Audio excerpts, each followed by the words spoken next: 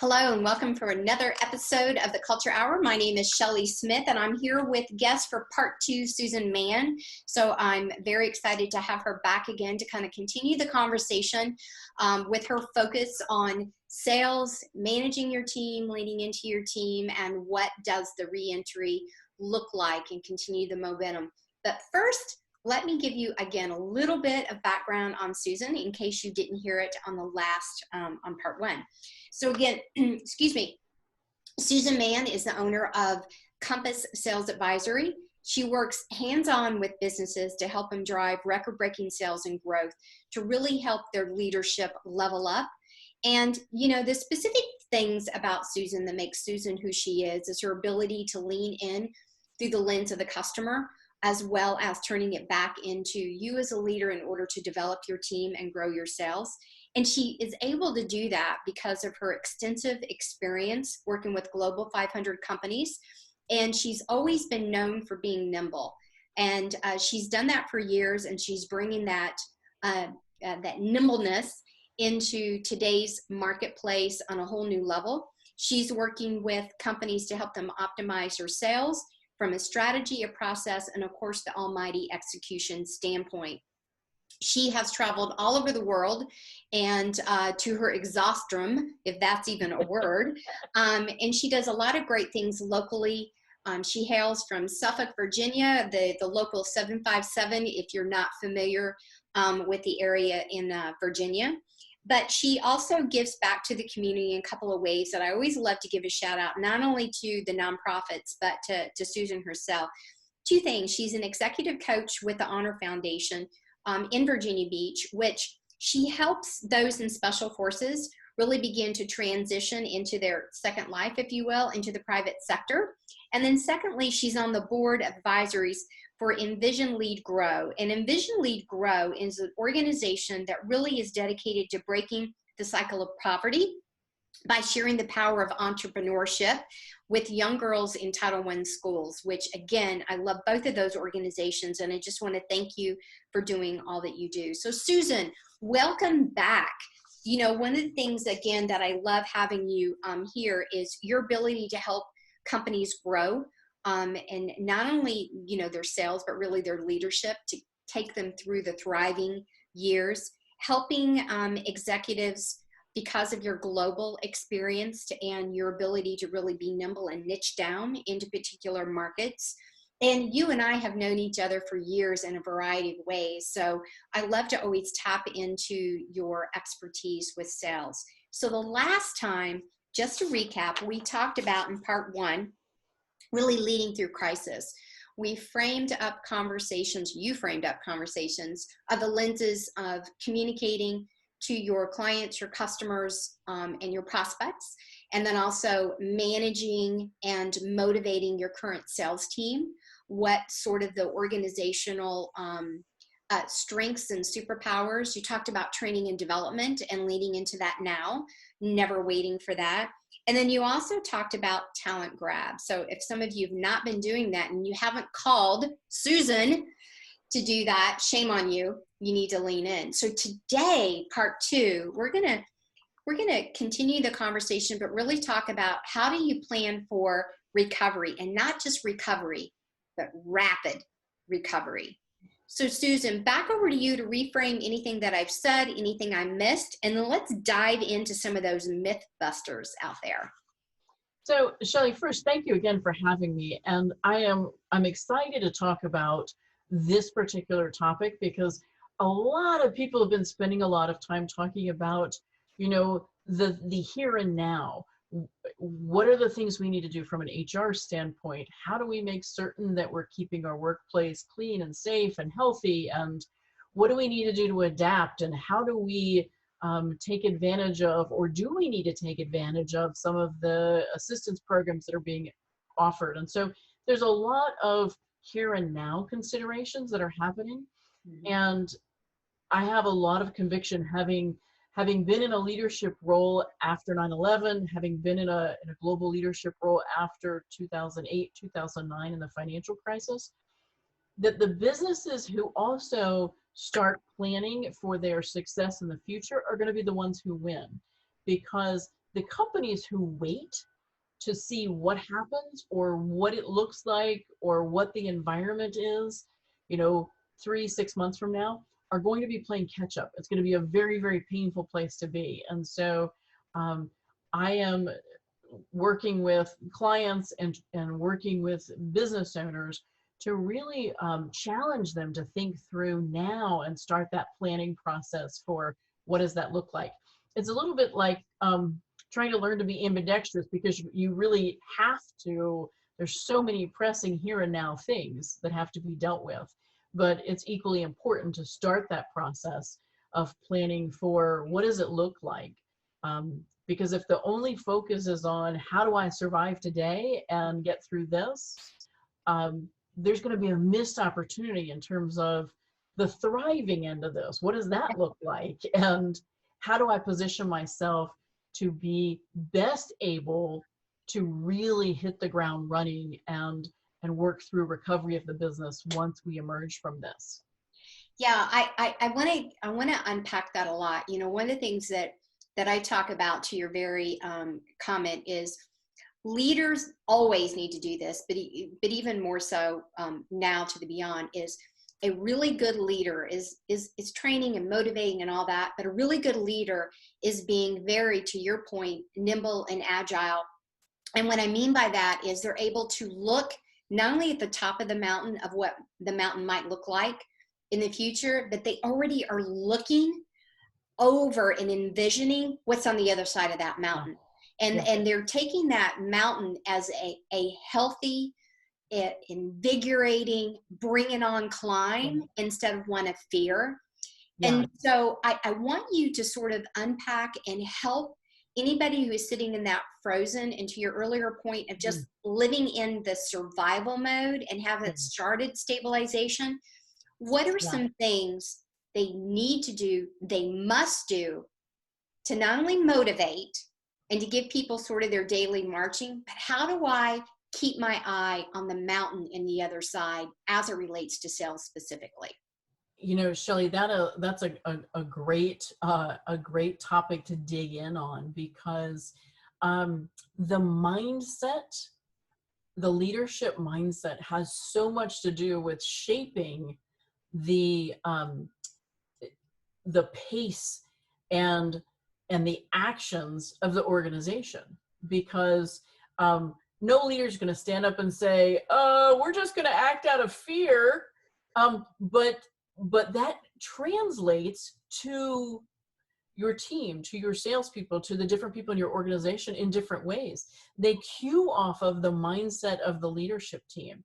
And so it is incredibly important that those communications are open, and that the communication is, it will feel like over communication, but it's important to be overt and intentional about that over communication, because you have to recognize that the way you show up as a leader, you're not just showing up for you. You are showing up to set the tone, the pace, and the mindset of everybody in your organization. And if they sense that it's one of fear and one of retreat, they adapt accordingly. If they sense that it is one of optimism, forward-looking, and fast-charging, they cue to that and they adapt accordingly. And so that is one key factor that I think every leader has to examine about their own behavior. How am I showing up, not just for me, but for my team? What am I conveying, not just in my words, but in my actions? What am I conveying about my mindset and the mindset I want them to have? Yeah. One of the things is, again, to your point, is as a leader, what are we doing now for Mr. and Mrs. Direct Report that leads to the future, which is what you're, obviously what you're trying to do. Let's talk about some things that you're seeing that have changed in either specific industries or just the sales process itself. What has changed and that you believe and you predict is going to be in the new normal or should be carried into the new normal? What are some things you're seeing and trending? Boy, Shelley, I think companies that are paying attention to that fact, exactly what you just said, will have a competitive advantage. people that are intentionally paying attention to what is actually changing. I think about, 90 days ago, companies were thinking about, my gosh, how do I manage all the business that I have? They're paying attention to their competition. Now the shift is more toward thinking through, what are the things I need to be doing to retain my customers? How are my buyers' habits changing? What does that look like? One of the things that I fully believe will change is the sales process itself. I happened to talk to some salespeople recently who were saying, oh, I hate this. I'm doing video conferences. I hate this though. I like to be with people. Well, you know what? You better get used to it. I'm not saying that selling is now forever going to be done virtually by any means, but I do think that companies are finding that the way that they buy and the way that they sell are going to change. And they're going to find that there are things that they can do that will help them move their processes more quickly, help them engage with their customers more effectively, and meet what the customer is needing and wanting more effectively. And companies that are tuned into that and pay attention to that and see that as innovation rather than, man, this is just a hassle figuring out how to do this, or this doesn't feel like what I want to do. Mm-hmm. Companies that see that as innovation and an opportunity to adapt to that and take that with them into their new normal, I think will come out ahead of the game. I agree with you. I think there's a mix of that. I was saying to somebody the other day that I actually, because it actually makes me crazy to be called on when I don't have a rapport with somebody. But if it's a service or a product that I need, I'm more willing. But I would rather do it via this video or a phone call as a first meet and greet than I would to go in person, because it takes so much more of my time, and time absolutely is money. Right. So, you're more likely as a salesperson to get my attention to say, instead of, hey, can we meet for a cup of coffee, which absolutely drives me crazy, by the way, for anybody who's listening. Just tell me why you want to meet. You don't have to say it's for a cup of coffee, but unless you're a friend, of course. But tell me, hey, can we get on a phone call? Can we get a video phone call just to have an initial conversation to see if this might be a good fit for you? I would be so much more receptive for that. And even send me an invite for 15 minutes and stick, for God's sakes, to the 15 minutes. And instead of sort of fluffing. The other thing I like is that I love the video thing. I do. I do. It matches my hardwiring. But I also like it because I am a bit of an introvert. And I like to be able, though, to get my conversation on and still feel relational at the beginning of one of these Zoom teleconferences and sort of set the tone for comfort and then lean into the conversation. It's interesting, I guess what I'm saying is how different people are adapting. Mm-hmm. And again, where before I was a little shy of saying, I'm willing to listen to you, but I don't really want to meet over coffee. And now you can bet your bottom dollar, I'm going to say, I'm willing to listen to you over a Zoom call. But it's going to be a video conference. Yes. I talked to a business owner the other day, and his business is around providing, they do long-term complex projects for their clients. And he was talking about, this has really forced our hand to think about how we do status updates and how we get the client, how we keep them abreast of what we're doing in a project, how we do our whole project updates. It's forced us to look at different tools and different ways of communicating that information, because we're not meeting with them regularly to walk through those things. And, he was one of the aha people who has really taken away, wait a second, but this is something that we see as being really powerful and so valued by our clients. We would not have stumbled into this kind of innovation had we not been forced to. Yeah. The other thing that I've heard you articulate is having, to that very point, is being able to do a Zoom call, having two people from your team on it, the person who is more the introverted, maybe put the PowerPoint together, the whole presentation that typically doesn't show up for the sales call in person, and then have the person who is the social person on, and having that banter, that positive delivery going back and forth to the person that you're talking to. I just, Right. you know, to your point, I think it's just a great way to kind of find that mix. What are some things, as we start to put a wrap on part 2, what are some things that if we're not thinking about what's coming next, that we should start to think about? And if we're asking ourselves these questions, when is it, should we know we got to call Susan? So, Shelley, one of the things that I have been doing is I try to take my own advice, and I've gone through a process of even figuring out, looking at my customer base and the types of businesses I work with, and identifying how are their needs going to change? What are the things I need to be doing differently?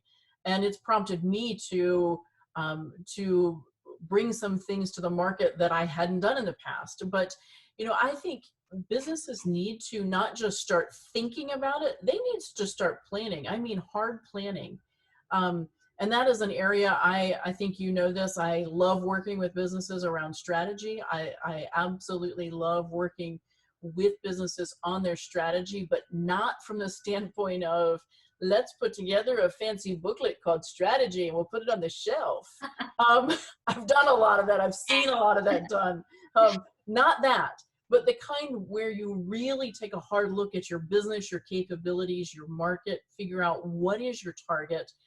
And companies have to start to revisit what is their strategy and take into account how the customer and the market is going to be different.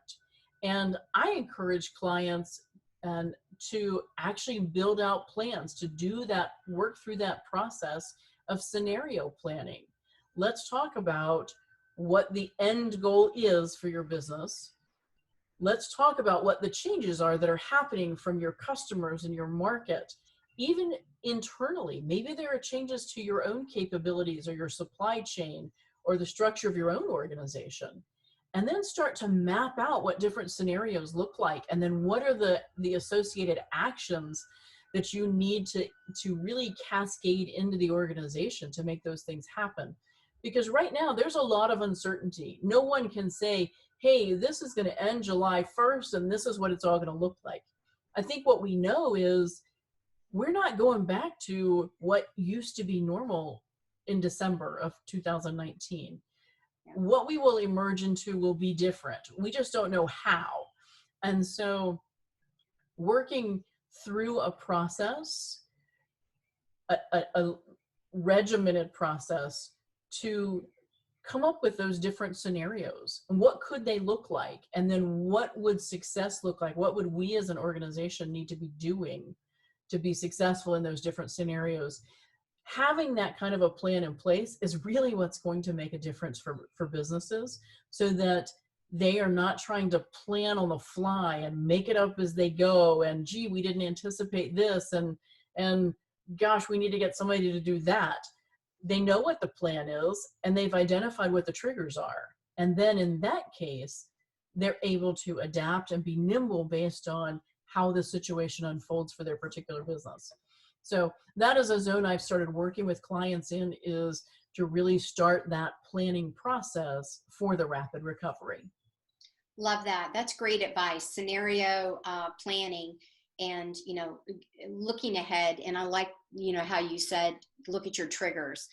So just to put a final wrap on this today, Susan, what is the best way, again, that individuals can get in contact with you if they get stuck in their scenario planning, which, hey, let's just call it what it is. We're not great at turning the lens on ourselves. This is why we need outside people that have unbiased opinions that can ask us tough questions like you, Susan. So what's the best way people can contact you? The best way to reach me is to reach me by email at susan@thecomposssolutions.com. Send me an email and I would love to help. Awesome. Well, thank you very much for both your part 1 and your part 2, spending time with us today. Again, I highly recommend Susan. She definitely knows what she's doing. She's got the expertise and the goods, if you will, to back it up. And if you've got questions, please do reach out to her directly with your sales force and anything sales related. She is your one-stop resource to help you get started and to point you in the right direction. So again, my name is Shelley Smith. Thank you so much for tuning into yet another edition of the Culture Hour, where remember, everything about culture matters. It starts with people. It starts with you, one person at a time. And again, it's not built in a day. It's built every single day. Have a great day, you guys, and be safe out there. Thank